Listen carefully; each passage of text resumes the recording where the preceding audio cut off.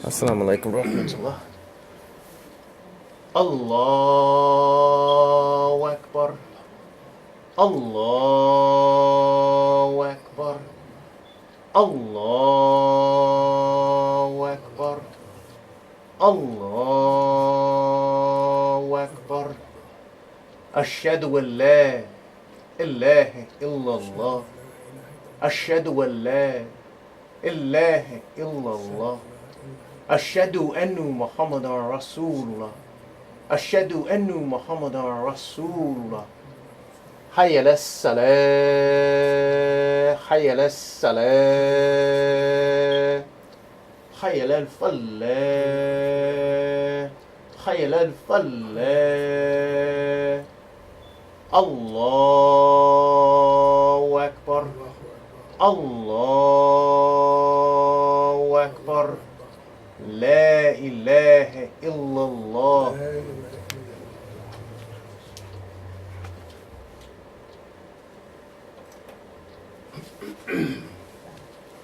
Bismillah, ar-Rahman ar-Rahim, alhamdulillahi, rabbil alamin, nahmaduhu wa nasta'inuhu wa nastaghfiruhu wa nu'minu bihi azza wa jalla. Ashhadu an la ilaha illallah wahdahu la sharika lahu wa ashhadu anna Muhammadan abduhu wa rasuluhu sallallahu alayhi wa sallam wa ala alihi wa sahbihi ajma'in mubarak. In God's name, the merciful benefactor, the merciful redeemer, the perfect praise belongs to God, the guardian, evolver, the cherisher, keeper, sustainer of all worlds, of all systems of knowledge. We render all praise to Him, and we seek His help, and we put our complete faith and trust in Him. Mighty and sublime is He. I bear witness that there is nothing worthy of worship except Allah alone, the one and only. There is none like unto Him. And I bear witness that Prophet Muhammad is Allah's servant, messenger, prophet to all of mankind. We ask Allah's peace, His blessings, His highest exaltations be upon Prophet Muhammad, upon his family, his companions, the righteous all. On you, O Muslims, be peace. We greet you again in the beautiful language of Al-Quran. As-salamu alaikum. Ambubat, and what follows of this excellent salutation or salute to our Prophet Muhammad, praise and the peace be on him. Dear Muslim, I advise you as well as myself to fear Allah and obey Allah. Have taqwa, have the highest regard for God, and obey God. Dear believers, as always, we don't want to be remiss in thanking Allah subhanahu wa ta'ala for this day of Salatul Jummah and blessing us to be safe and sound, to be here to hear the Jummah put back so that we may be forgiven for our sins before we got here, and that the doors of paradise is open for us. And this is the day that we make dua, and Allah subhanahu wa ta'ala will answer our dua. So today, dear believers, our talk for this Jummah khutbah or lecture is all the credit belongs to Allah. all the credit belongs to Allah. All the credit belongs to Allah. Let us go to Surah 54 of Al-Quran, entitled Qamar, the moon. This is a Meccan surah which takes its name from the splitting of the moon. Al-Quran says, the hour has drawn near, and the moon was split in two. Yet, whenever they see a sign, they turn away, saying, same old magic. They reject the truth and follow their own desires, and every matter will be settled. Even though the stories of destroyed nations that have already come to them are a sufficient deterrent.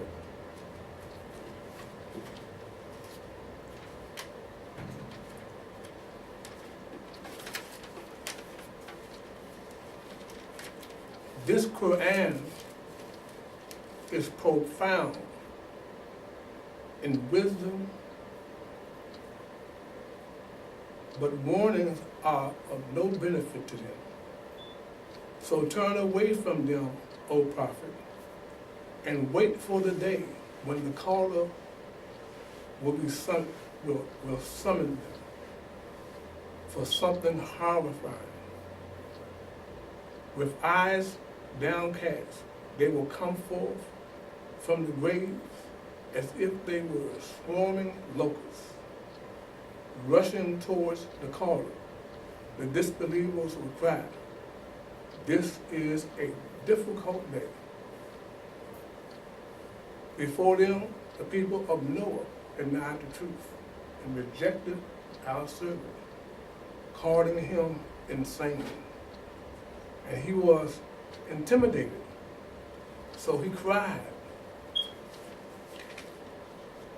out to his Lord, I am helpless, so help me. So we opened the gates of the sky with pouring rain and caused the earth to burst with springs, so the waters met for a fate already set. We carried him on that ark, made of planks and nails, sailing under our watchful eyes, a fair punishment on behalf of the one they denied. We certainly left this as a sign. Is there anyone who will be mindful? Then how dreadful were my punishment and warnings.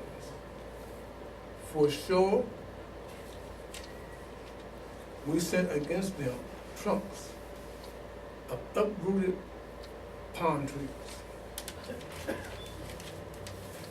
Remember our supplicants, all the credit belongs to Allah. Then how dreadful were my punishment and warnings. Talmud rejected the warnings as well, arguing, how can we follow one average human being from among us? We would then truly be misguided and insane. Has the revelation been sent down only to him out of all of us? In fact, he is a boastful liar. It was revealed to Salih. They will soon know who the boastful liar is. We are sending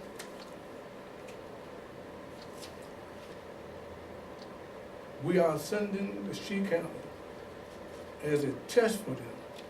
So watch them closely and have patience.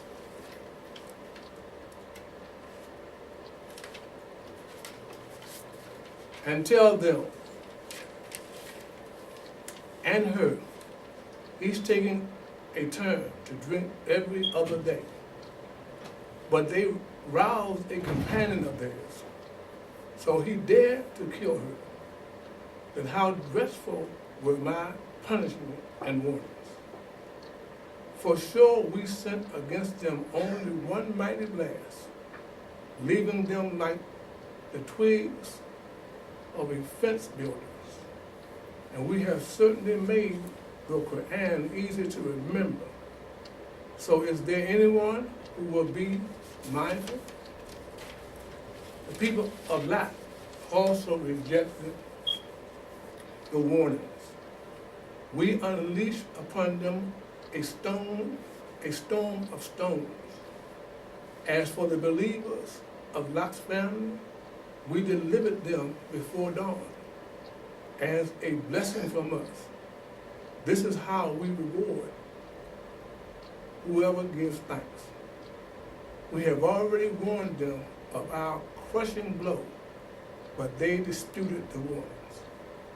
And they even demanded his angels gifts from him. So we blinded their eyes, and they were told, taste then my punishment and warnings. And for sure, by the early morning, they were overwhelmed by an unrelenting torment. Again, they were told, taste now my punishment and my warnings. And we have certainly made the Quran easy to remember. So is there anyone who will be mindful?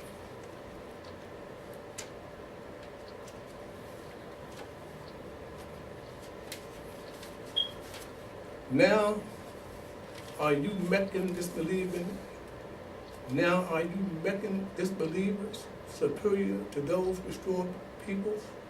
Or have you been granted immunity from punishment in the divine book? Or do they say we are all a united front bound to prevail? I also rejected the truth. Then how dreadful were my punishment and warnings. For sure we sent against them a furious wind on a day of unrelenting misery that snatched people up, leaving them like trunks of uprooted palm trees. Then how dreadful were my punishment and warnings. And we have certainly made the Quran easy to remember. Is there anyone who will be mindful? And we're speaking again about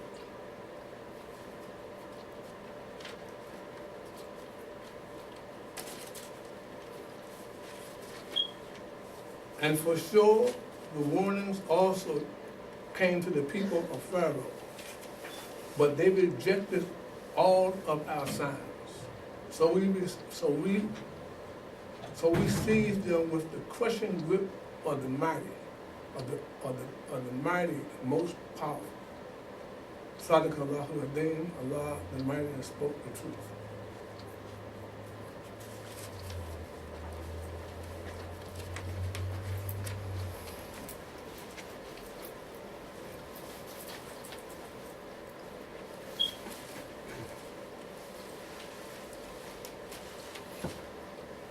Let's make dua.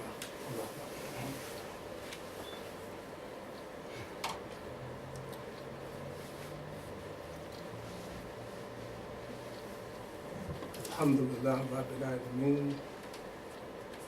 We witness that God is one and that He cares for all of His creation, especially His servants and His messengers. And we witness that Prophet Muhammad is His servant and messenger and seal of the prophets. In Scripture, we salute Prophet Muhammad with the traditional salute or salutation of Sallallahu Alaihi Wasallam. The prayer and the peace be on him. And we, dear believers, as I remind you, we can never, ever thank Allah for blessing us to be Muslims in this deen of Islam. If we reflect on our situations, we will be more and more and more thankful, and more patient for what we have. And we will look at, when we look at the people who are in the world, all over, they have nothing to compare with what we have. They don't have any opportunities that we have. This opportunity. Sometimes all you need is an opportunity, not to be discriminated against. They don't have the freedoms that we take for granted. They don't have the rights that we have to choose who we want to marry. We take that for granted. We just see the opposite sex and they appeal to us, and we make inquiry, and if everything goes right, we set a date. We're trying to figure out where we're going to have it there, where our name is going to be. But there are people in the world who don't have that choice. But we take that for granted. We think that's a rite of passage. But really, it's not that. It's really a mercy from Allah subhanahu wa ta'ala that we should reflect on and be always grateful for what we have, even if it's the most minute thing. You know, some people, they have to get medication so that their eyes will run with water. They have what's called dry eyes. You don't have dry eyes, so you don't have to worry about the side effects. All the medicine they give you, side effects sometimes worse than the condition. But if you don't have dry eyes, you ain't got to be concerned with that. There's people that have all types of ailments, but you may have one, you may have two, but you in an environment in America where you can go and get help for what you have. And the doctor can prescribe, hopefully, the correct medicine for you. Now, be that the case, Shouldn't we be thankful? Should we be thankful and not complaining? Because when you know the religion, the Prophet sallallahu alaihi wasallam said, when a believer is sick, even if it's a prick of the finger, Allah expiates his or her sins. So for the believer, illness is a blessing for us. That ain't for nobody else but us, the Muslims. So once again, you get ill, bear it with patience. There's no need to complain. But on the other hand, be grateful. Because you know you have made sins, whatever it may be. Well, when you get sick, Allah forgives you for them sins. Who wouldn't want a deal like that? So we have to be mindful. So we said in this talk, it's not going to be long, but hopefully it's going to be pointed. All the credit belongs to Allah, which means we should recognize different accomplishments that man has been able to make.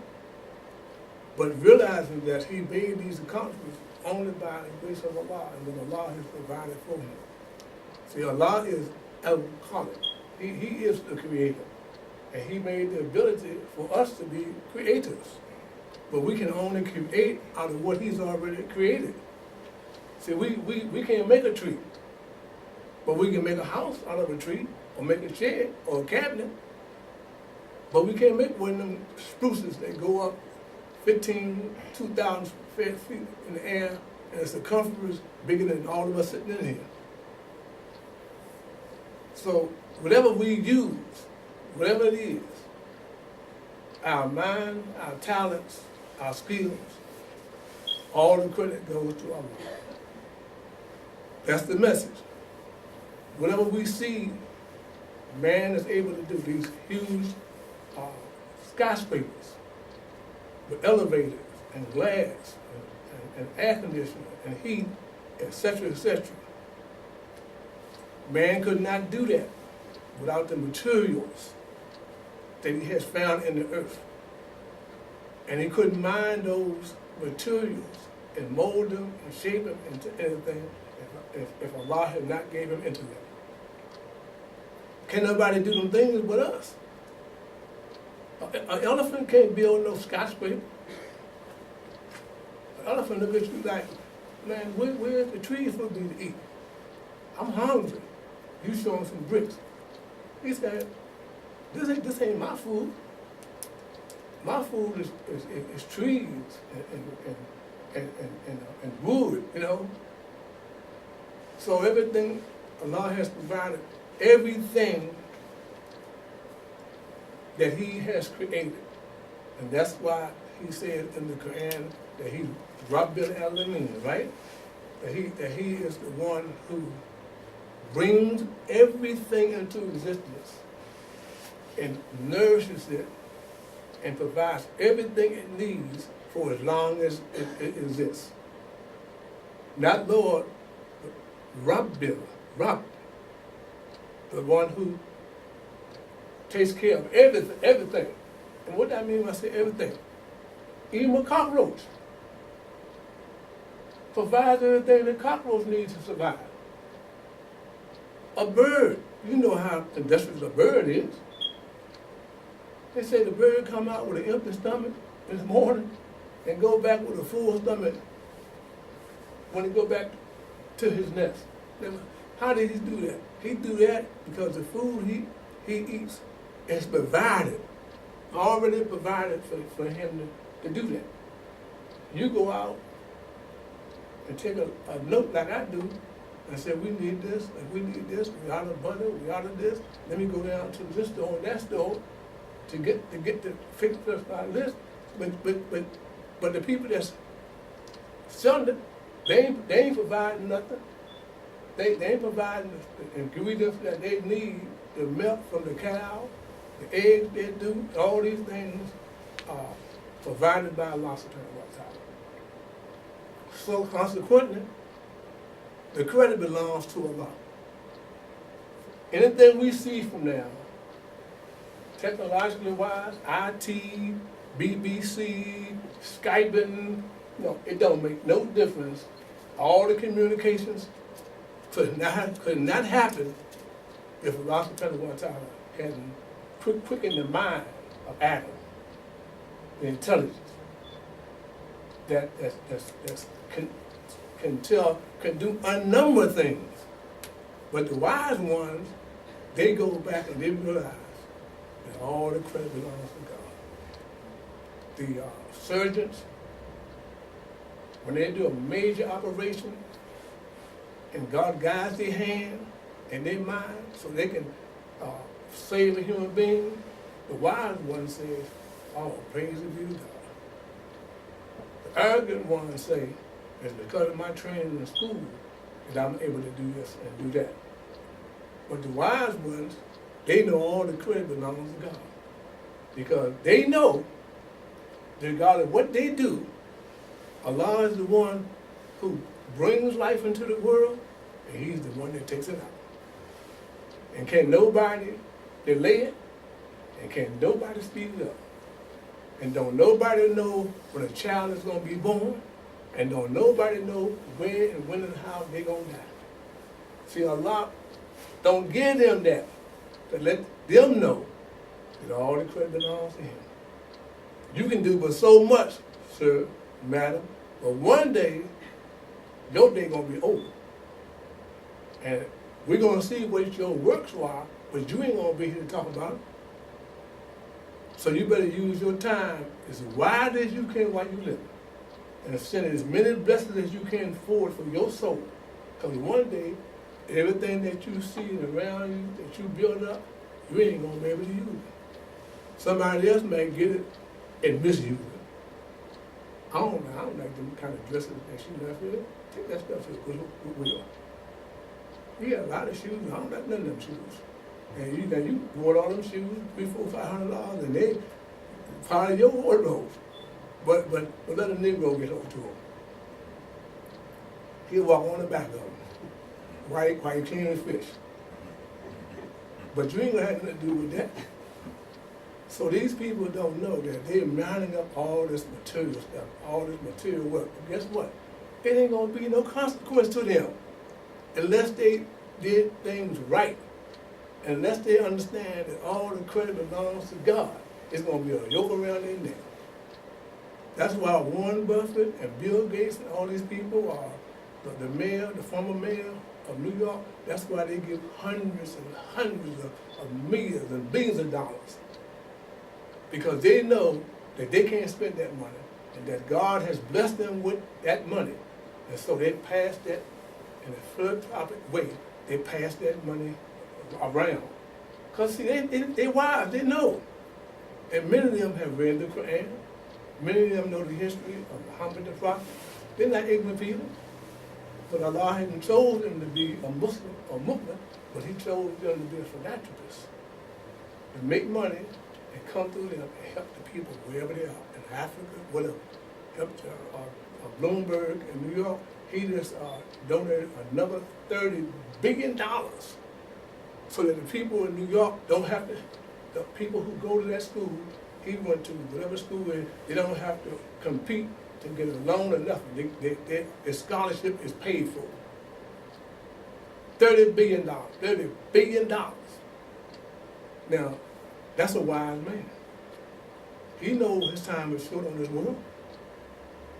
But if he hoard it and buy yachts and big mansions and platinum watches, and he wastes it, and Allah says in the Quran, the spendthrifts are the brother and sister of Shaitan. Shaitan is the one that's motivating you with your wealth if you waste it. So with that being said, and the reason I'm talking to y'all the way I talk to y'all, one reason is because it's true. The other reason is because I got my notes all mixed up. So I can't use my notes. But I can use my mind. See, I can use my heart and my soul, because the Deen of Islam, that's my whole life. That's my whole life. No folly, no sport and play. The Deen, about Islam. That's my whole life. So I don't need no notes, I don't need nothing. All I need is an opportunity to start talking. And Allah gonna turn my windows on, my hard drive. Sometimes you know what to say. You've been doing it for 45 years, you don't know what to say by now. You ain't no monkey. You an intelligent person. I gave you intelligence. Muhammad, the President of peace be upon him, he was taught only by Allah, period. And he used the medium, Jibreel alayhi salam, to convey what he wanted to, but Jibreel ain't had nothing to do with it. He was just an obedient angel that sometimes could come in the form of a man. Other times he came in the form of an angel to deliver what Allah subhanahu wa ta'ala had for his servant. And therefore, no one or nothing else taught the prophet but Allah. And then the prophet, peace be upon him, he taught us. And he can never die because we constantly being learning from what he taught us. The prophet, he can never die. Physically he could die, but intellectually, morally, ethically, he could never die. And what we should be doing in our du'as, we should always be making du'as for the prophet, always. For him, his family, his companions.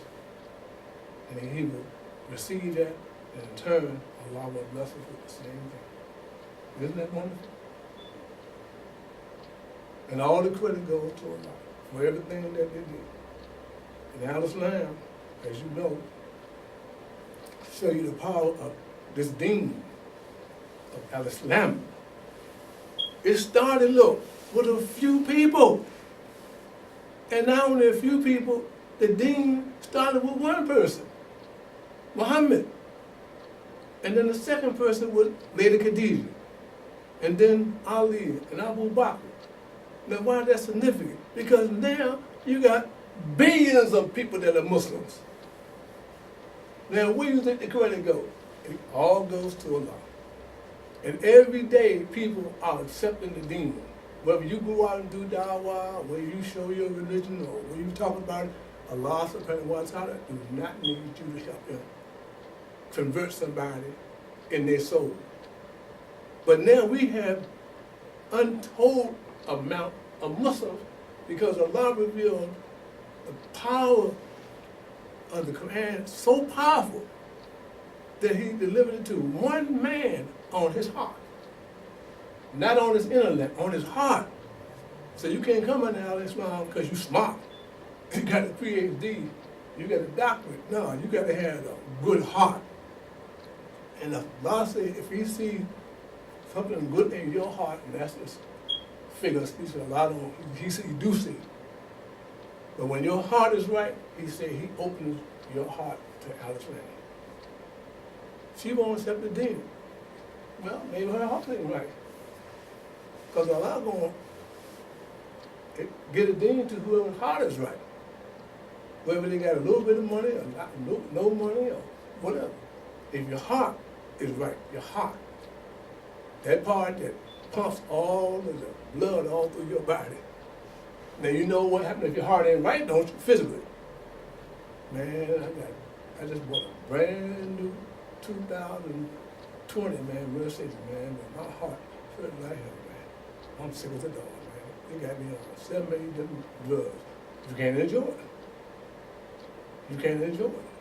So if your heart not right, and your heart is hard, or heart is diseased, you can't appreciate the message of Al-Islam. When the call comes, you say, I heard all that before, they ain't nothing magic. Don't pay no mind to him, Phil. He's crazy. Talking about God is one. You know Jesus is God, Son of God. You know he died for our sins. Don't pay that much mind. Because your heart is not right. Because if your heart is right, before your heart is right, all of us You're in the dark world. You're in the world of ignorance. You know what they call it in the Saudi? Jahiliyyah. You don't know nothing. You're dead. But once Allah opens up your heart and gives you a deen, you come out of the darkness into the light. Right? Into the light. And now the light is on. And you can't be deceived no more by Shaitan. Unless you want him to deceive you. But now your light is on. Because now you're not in the dark no more. And once you take the kalima of Shahadatain, according to Rasulullah sallallahu alayhi wa sallam, Allah removes all of your previous sins. Because you did it in ignorance. You didn't know. And Allah only holds you for what you know. Not what you think, but what you know. You didn't know about anything. You didn't know about God. You didn't know God is one. So you did whatever you did before you came. But once you took that kalima shahadatain, the knowledge of mercy of Allah, He forgave you for your previous sins, and you would be 80 years old, and you would be a baby all over again. You see how merciful Allah is? You'd be a baby all over again, and you just take that shahadatain. But you got to be sincere in your heart when you take it. Because if you don't, you know what will happen? You'll go right on back from where you came from. And you'll be worse than you were from where you came. Because you be one who knows the difference, and you cover it up. You know what I always said about cover? Kuf. So you know better. When you get back with your buddies, start smoking and drinking and gambling and cursing. Woman, see, you already know that what you're doing is wrong, but you don't have enough strength. You don't have enough faith. You don't have the discipline to stand up and be a good, moral, ethical Muslim. Everybody can't do that. They come, they try, things don't work out right for them. They make excuses. They get weak. They can't fast. They can't get off their job to go to Jummah. Can't get off their job. Look at the ones that right here. Holiday. And still these weak Muslims can't get to Jummah. Weak. Now that white man tell them that he got some overtime for them, and they start at a certain time, man, I'm making plenty of money on overtime. They be right there. Y'all know that's true. Let one of the people they're working for tell them to be there a certain time and they're going to get a bonus for it. You think they're going to be there? But how more important is when God calls you? When God calls you to congregational prayer and tell you to stop and leave all work, you say, man, I ain't going to be there. I ain't going to get there all the time like that. If I get there, I'm going to lose something on when I get to work. See, that's what the shaitan does to them.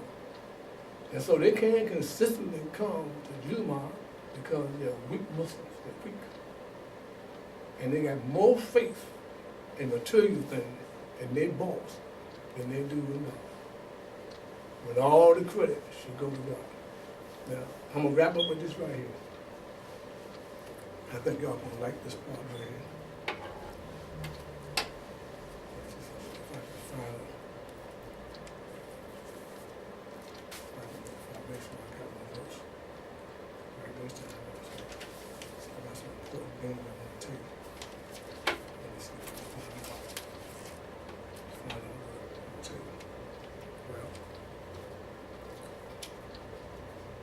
One thing I can tell you this right now, I want to make sure you know this.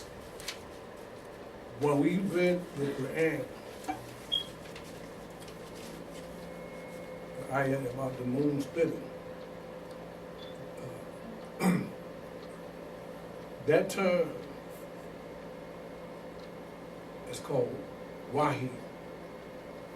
And wahi means that Allah sent the ayahs down in words. Now imagine ayahs coming down in not words. Well, how you gonna read them? So wahi is the highest form of words in divine revelation. Now, let me read what this is. In the book entitled Exegesis of the Holy Quran, commentary and Reflections, explained by Nuruddin. I have it, some of you might have it. If you don't have it, you need to get it. This is what Nuruddin said. This man is extremely insightful scholar, because only the person of that intelligence could say what I'm going to read you. He says, self-disclosure of the veiled reality. Wahi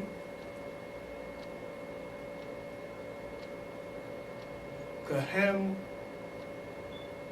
Nasul. Wahi Waham Nasul. About these words, Allah subhanahu wa ta'ala says in the Quran in Surah 57, Ayat 9. This is what Allah says about that. It is He who sends down clear signs to His servant, that He may lead you from all kind of distress, ignorance, into the light of the faith. That's Wahi. That's what the prophet used to understand what Allah was saying. But now that we not Arabic speaking people, let me tell you something. Allah don't need you to be no kind of language to speak to you. He can speak to you in sign language. Look, you can be a deaf mute. You can be a person that can't talk, but you cannot stop Allah from getting to your soul and your mind and your heart. And that's why it be miraculous. Here's an example. There's very few people in the world can do what Stephen wanted to do. The way he writes, the way he performs, the way he plays instruments without being able to see. And if they paid you $1 million a day, you couldn't do what Stephen wanted to do. It's a miracle. It's miraculous. You got 13-year-old jazz pianist right now, Joey Alexander, age 15, playing like Thelonious Monk. Never living at his time or nothing. Has to be a genius, but only Allah can do that. He blesses whom He chooses. But it's always miraculous that these people can do what they can do. And Allah leaves them that way so that we can see His power. All of them are signs. Look what I can do. I'll have him or her do something that nobody else can do but them. You can't do it. You can't play no piano and beat no drums and write no songs about life like you see it, but it's clear that you can see it, and have volumes and volumes of albums and words. You can't do it. But Allah chose him to do it. Why? So it would be a sign to us that all the credit belongs to God. And if Allah has something in store for you, can't nobody take it. And if Allah don't have something in store for you, can't nobody give it to you. So you ain't got to weep and moan and be depressed, and be lonely. You ain't got to worry about none of that. Because if you don't get something, it ain't for you. And if you get it, according to the Quran, it may not be good for you. So the law says in the Quran, if He gave a human being everything that they want, they would destroy themselves. I know I destroy myself because I want a Maybach. Now, if you know anything about a Maybach, you better be in high cotton, and you better not be nowhere near the hood.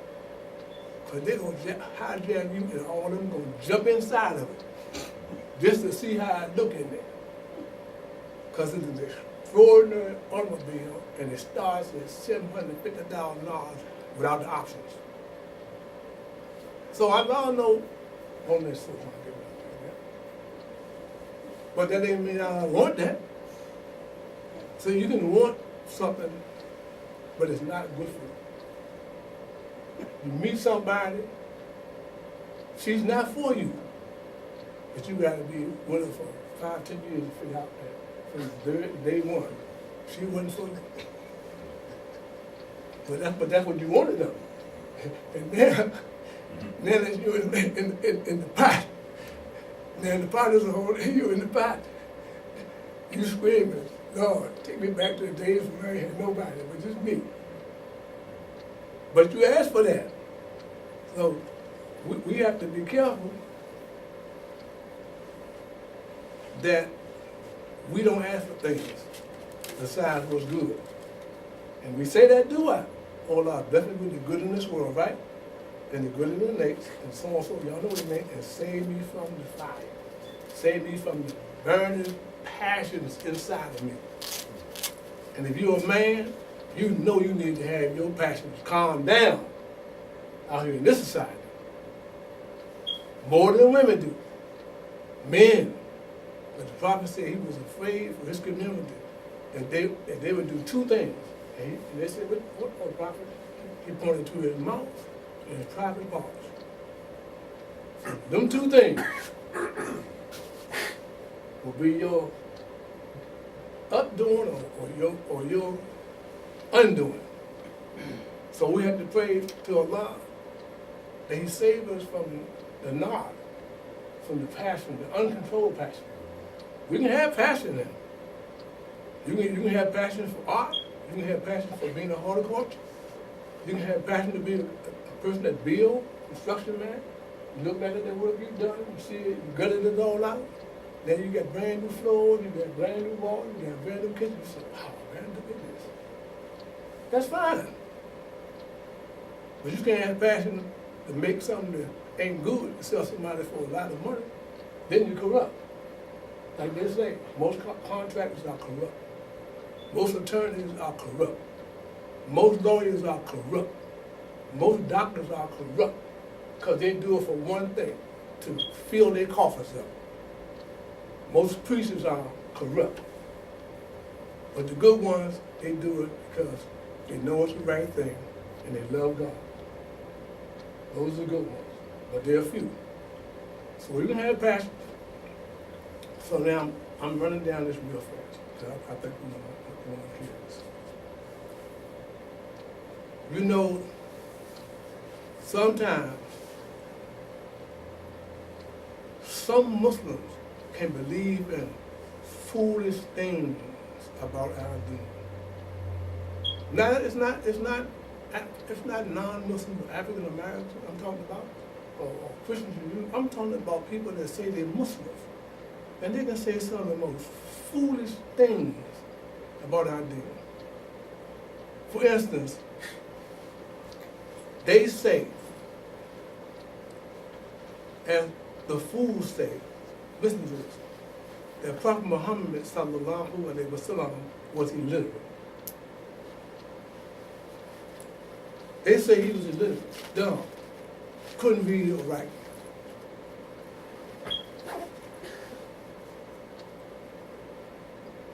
Now, since you're Muslim and you read the Quran, where have you seen Allah use the word illiterate anywhere in the Quran associated with the Prophet? He's the seal of the prophets. He's standing on the most exalted pattern of conduct. He's the Khatam al-Nabiyyin, and so on. So where do you see in Quran that Allah said his messenger is illiterate? So it can't mean that.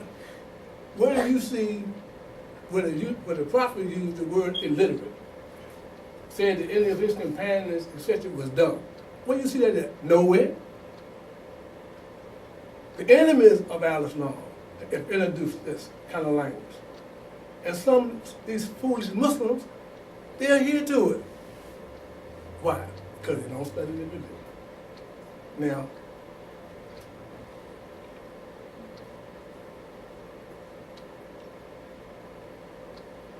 so if we as Muslims think like the foolish people of the book think, you are a follower of and student of the Shaitan. if you follow that nonsense that they say, then you a student and a follower of Satan. Because that's who pushed that out. Want to discredit the prophet of God so that people will reject him and not come to him, which it don't work. Because we already said, 1 billion more people and hundreds of thousands every day accept the thing. And that's what nothing that we doing. We ain't even telling our neighbor to come over and talk about the religion. I don't know, I'm Muslim. I'm up in there by myself. And the next day, guess what? The Redskins lost. That's all you got on your mind. But Allah always working. Never tires. Never sleeps.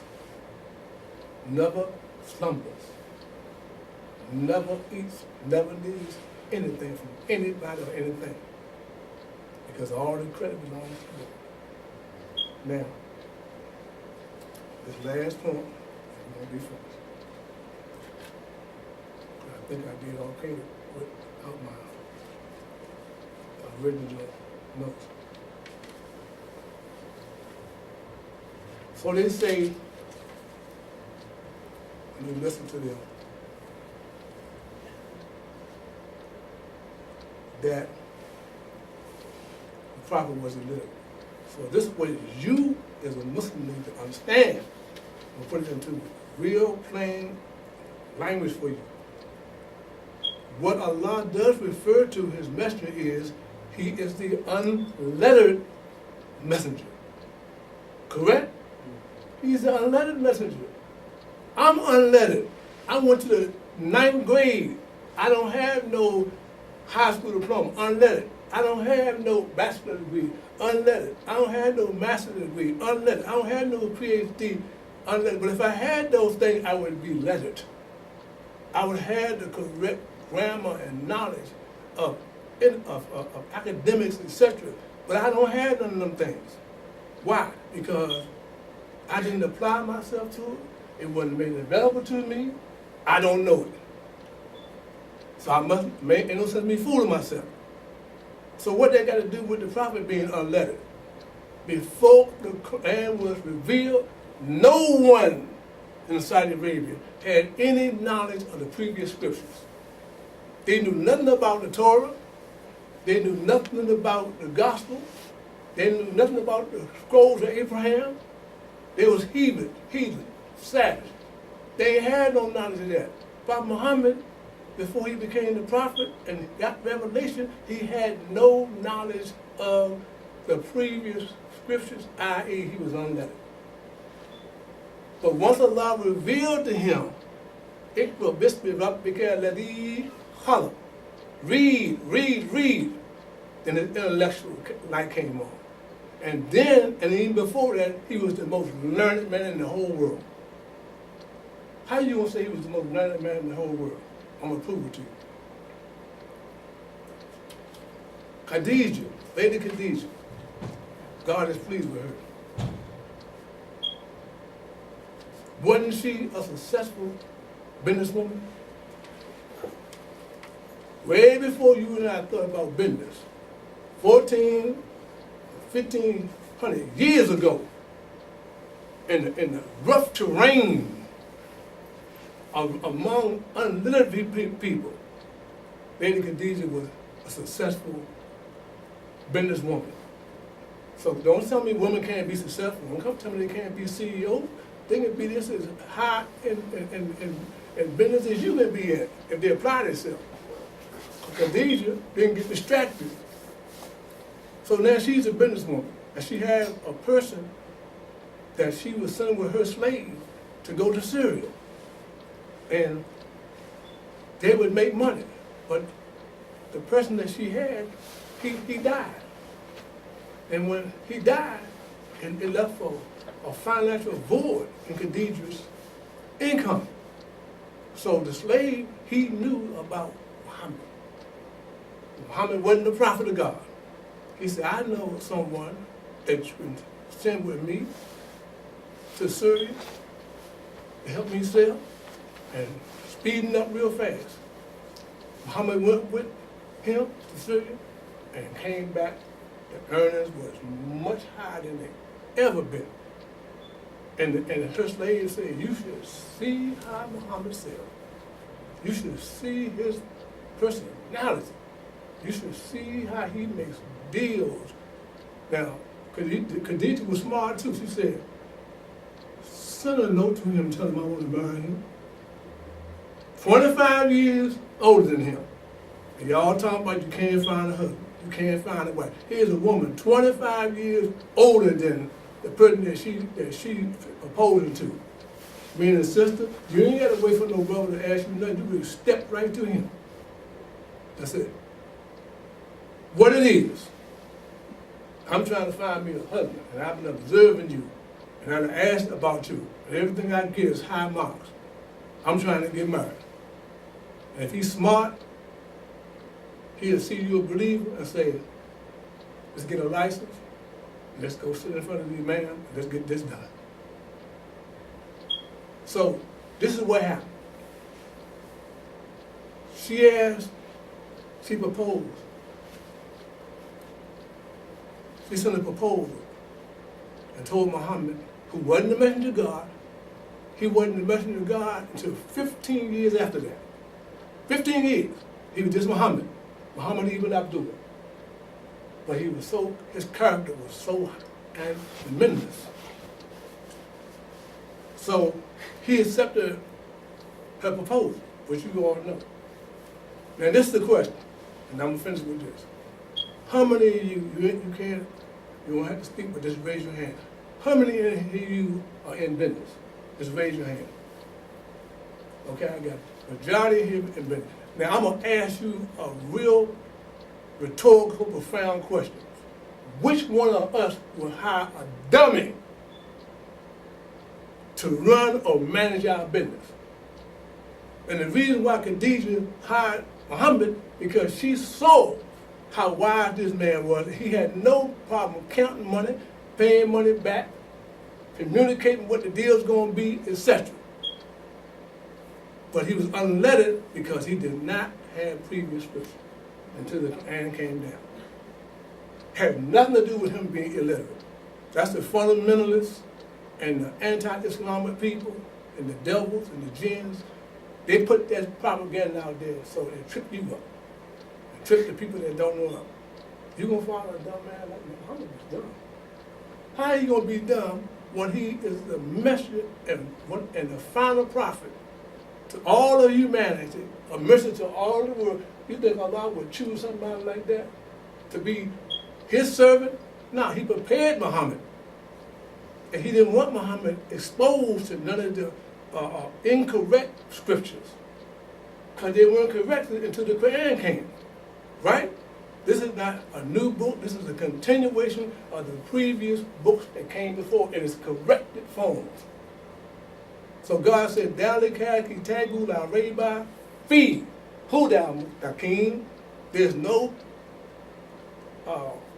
contradiction in this book, but it's for those who have taqwa.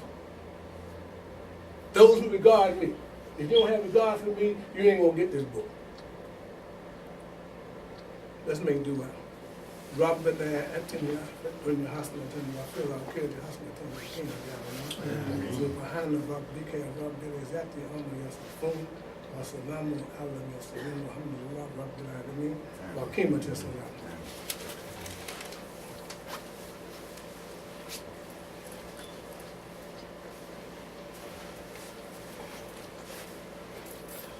Allahu Akbar, Allahu Akbar. Ashhadu wa la ilaha illallah. Ashhadu anna Muhammadan Rasulullah. Hayya ala salah, hayya ala falah. Qad qamat as-salah, qad qamat as-salah. Allahu Akbar, Allahu Akbar. La ilaha illallah.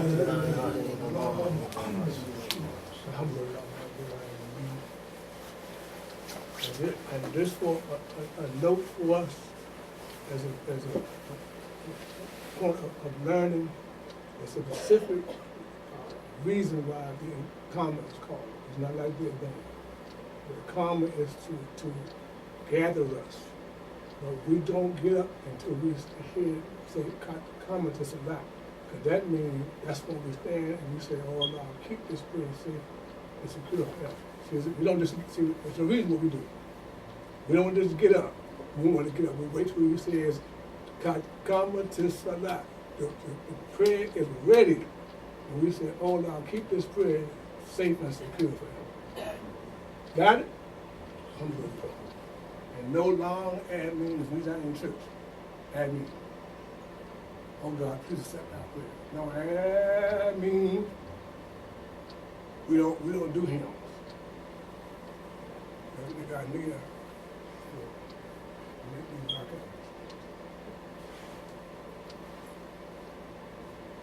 Allahu Akbar. Allahu Akbar.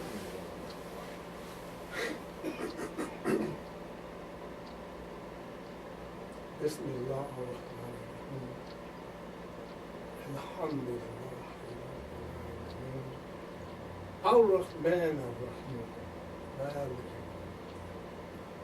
إياك نعبد وإياك نستعين اهدنا صراط المستقيم صراط الذين أنعمت عليهم غير المغضوب عليهم ولا الضالين آمين إنا أعطيناك الكوثر فصل لربك وانحر إن شانئك هو Allah Say me Allah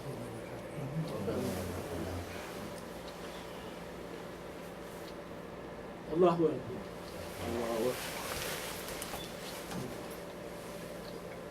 Allahu Akbar. Allahu Akbar.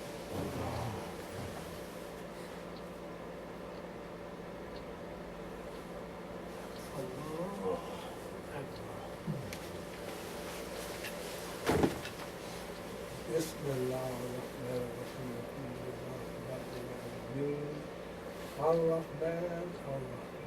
Malik إياك نعبد وإياك نستعين اهدنا الصراط المستقيم صراط الذين أنعمت عليهم غير المغضوب عليهم ولا الضالين آمين. قل الله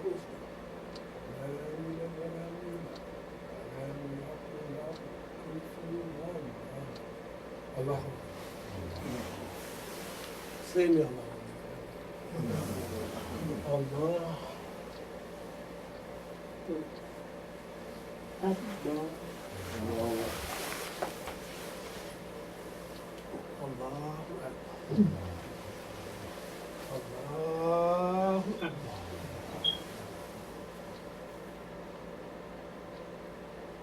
Allahu Akbar.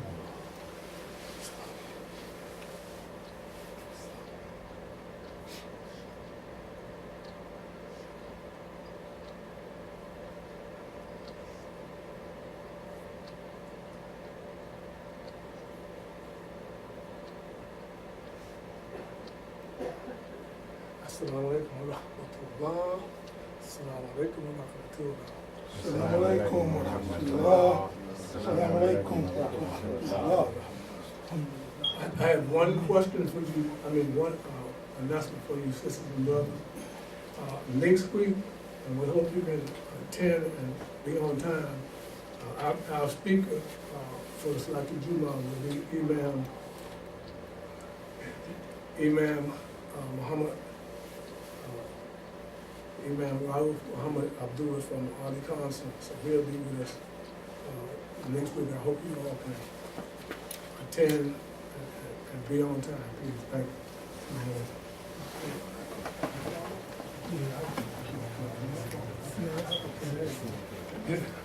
And I was when I came in, all the previous times I came to check it, was always in there. So now I'm just going to check it. One who's going to be, anytime,